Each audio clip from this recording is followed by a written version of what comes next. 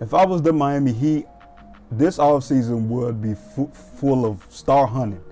Like if you seen the playoffs and the way the Heat went out in the playoffs, it's time for Pat Riley to explore options to bring in another star to this Miami team, and I might just have the gap for that. Now, if you're a Heat fan, before I get into it, if you're a Heat fan, just love NBA content in general, man, hit that like button. Subscribe to the channel. It really helps the channel. Hit the notification bell, all of that, good stuff.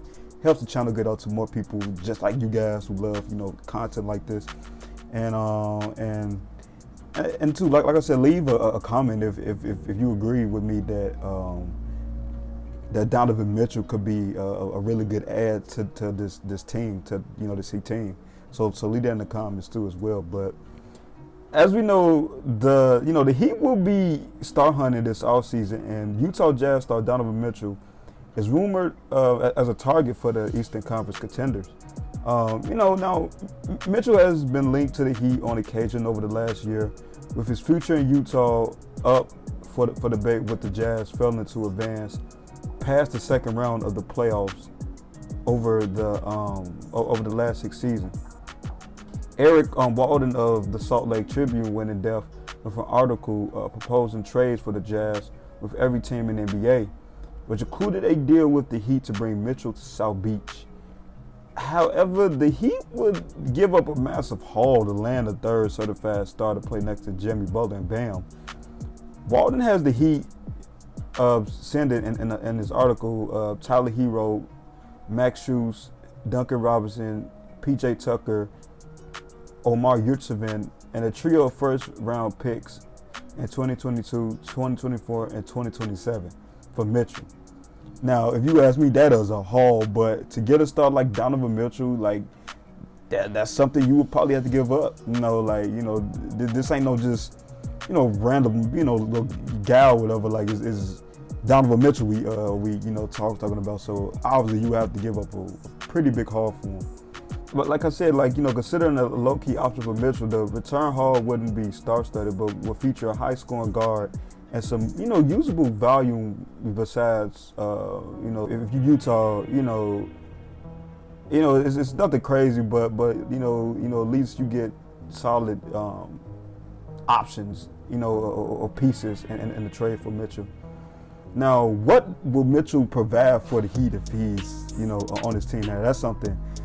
It's fun to think about, and for me, it's simple. Like, he would give them much needed offensive spark.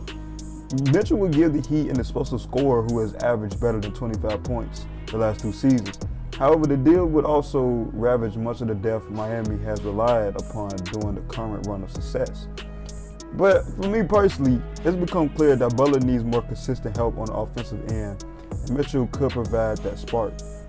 But when it comes to roster construction, head coach Eric Spoelstra leaves that in the team president Pat Riley's court.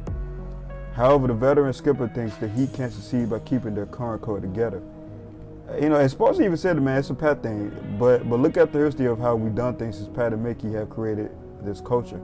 Anytime we're close and have banged on the door, even if it ended in a disappointing loss, our history has shown that we usually bring the majority of the group back, the core back, and we take another shot at it, according to Spoelstra. If the Heat do make a big splash this offseason, though, there's a good chance Herro could be at the center of the package. He's 22. He averaged, when he was healthy, 20.7 points, 5 boards, and 4 assists, playing mostly off the bench last season for Miami. He garnered 6 Man of the Year honors.